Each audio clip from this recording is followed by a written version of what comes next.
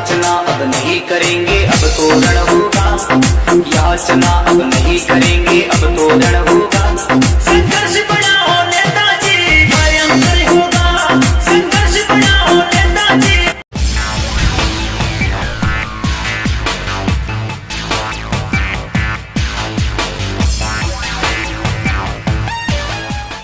विश्वविद्यालय हैं वो बेचे जा रहे हैं।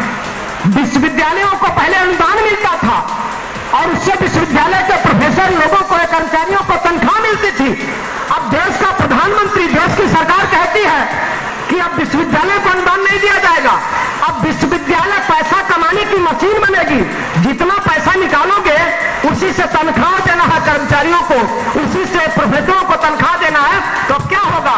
जिस विश्वविद्यालय में श्रवण कुमार निराला जैसा नौजवान 22 रुपया में जाकर पढ़ लिया, आज उसी विश्वविद्यालय में जब 2 लाख रुपया फीस लगेगी, तो बता दीजिए इसमें से कितने लोग हैं जो अपने बच्चों को पढ़ाई करा पाएंगे। ये सरकार की इतनी बड़ी साजिश, ये सरकार साजिश कर रही है।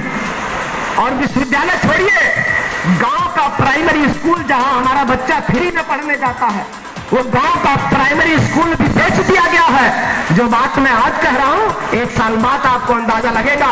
गांव का प्राइमरी स्कूल रजिस्ट्री कर दिया गया है, अभी कब्जा नहीं दिलाई है सरकार। अंबानी का रिश्तेदार वो परिमल ग्रुप को बेच दिया गया गांव की प्राइमरी स्कूल को। साथियों, अब गांव की प्राइमरी स्कूल अब निजी कंपनियां, अब निजी एनजीओ चलाएंगे। और वहां क्या होगा?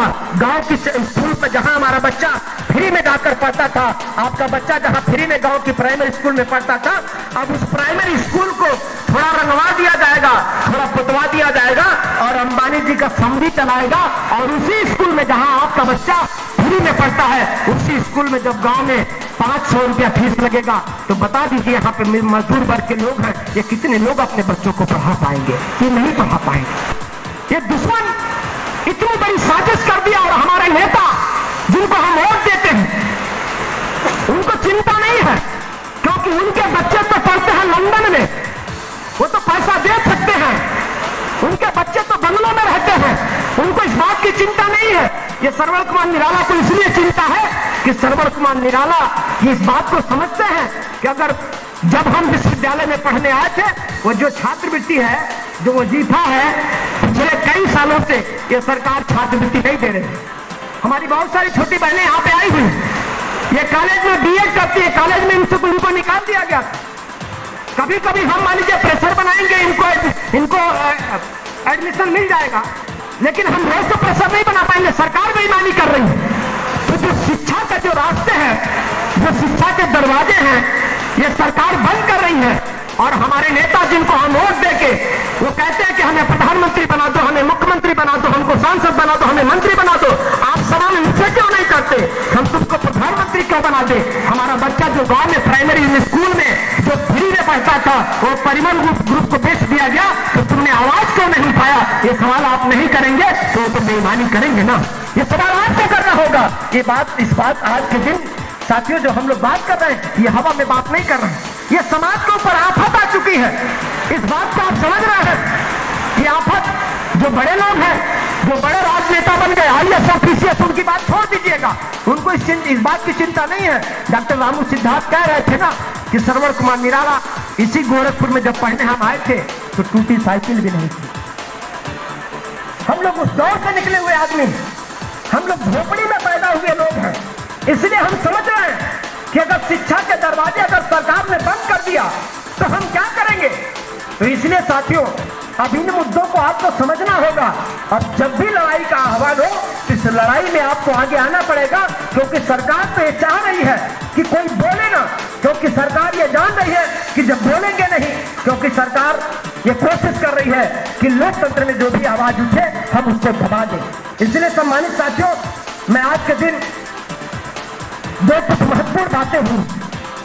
आज के दिन हम लोग यहां से आपके बीच से भारत सरकार को संबोधित 12 सूत्री ज्ञापन भेज रहे हैं। ये 12 सूत्री ज्ञापन अंबेडकर जनमोर्चा के द्वारा जितनी बातें हमने आपसे कही हैं, कुछ और भी मुद्दे उसमें जुड़े हैं, कुछ और भी मुद्दे जुड़े हैं।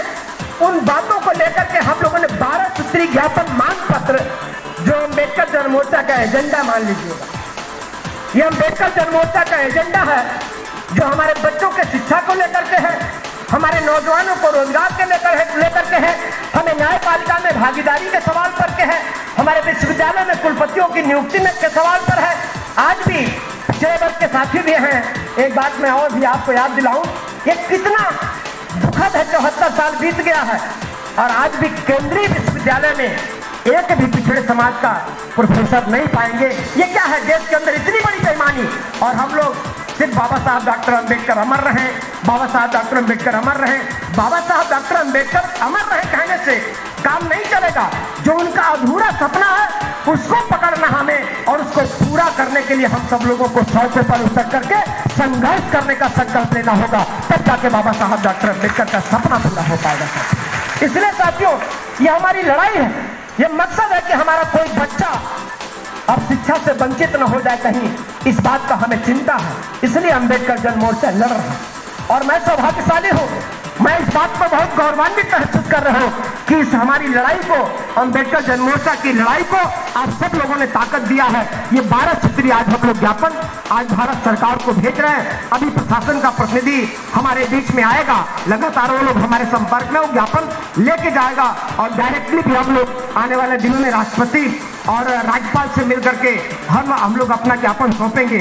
और आज जो महत्वपूर्ण कार्यक्रम, इस कार्यक्रम में जो आप सभी लोगों ने देखा, एक बहुत ऐतिहासिक काम शुरू हुआ और स्पेशली ये काम आपको लग रहा होगा कि अंबेडकर जन मोर्चा के मन से हो रहा, आपको लग रहा होगा कि अंबेडकर जन मोर्चा, ये सही है कि अंबेडकर जन मोर्चा के तरफ से ये कहा जाएगा कि ये घोषित पत्र है।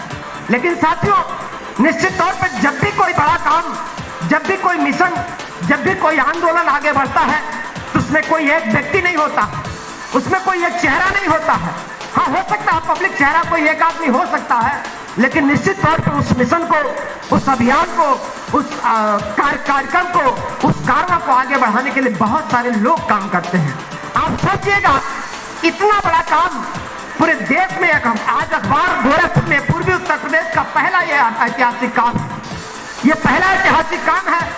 ये अंबेडकर उद्घोष जो मासिक अखबार है, और जिस तरह से मानवर कांशीराम साहब ने अपने जीवन में आंदोलन को खड़ा करने के लिए बहुजन संगठन प्रकाशित किया, जिस तरह से बाबा साहब डॉक्टर अंबेडकर ने मूक नायक बहिष्कृत भारत जैसे अखबारों को, पत्रिकाओं को प्रकाशित किया, उन लोगों से प्रेरणा लेते हुए हमारी टीम, बहुत सारे हमारे साथी हैं, मंजू लता जी के नेतृत्व में, डॉक्टर अलग निरंजन जी के नेतृत्व में हमारे साथी हैं, अमित कुमार जी, उमेश भास्कर जी, सूरज भारती जी, बहुत सारे ऐसे साथी हैं, बड़े भाई पीके सिंह जी, बहुत सारे ऐसे लोग हैं जिन लोगों की देखरेख में हम लोग ये काम करें। बहुत बड़ी टीम है जो देश भर की टीमें काम कर रही। साथियों, मैं भरोसा दिलाता हूँ ये वो अखबार है जो जनता की आवाज बनेगी और समाज की आवाज को हमेशा बुलंदियों तक पहुंचाएगा। ये वो अखबार बनेगा साथियों।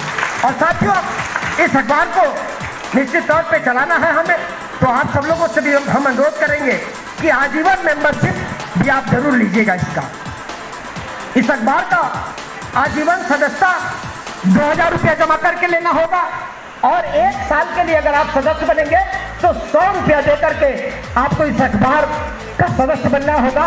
बाहर काउंटर लगाए हमारे मोहन आनंद आजाद जी, जिस संपादकीय मंडल के मुख्य कर्ता धर्ता हैं, तो हमारे साथी ने वहाँ पे काउंटर लगवाया हुआ है। तो जो लोग भी अंबेडकर उद्घोष का मेंबर बनना चाहेंगे वो लोग आजीवन मेंबर बन सकते हैं, वो लोग वार्षिक मेंबर बन सकते हैं। मेंबर बनेंगे, ये अखबार आप तक पहुंचाने की पूरी टीम जिम्मेदारी लेती है।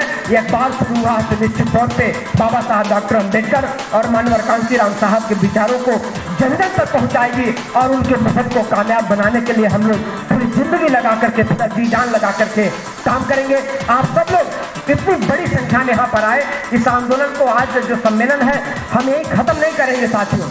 आज हम एक अवसर बना रहे हैं, आज हम इसकी शुरुआत कर रहे हैं। हम इस आंदोलन को गांव-गांव लेकर के जाएंगे, इस आंदोलन को नगर-नगर लेकर जाएंगे।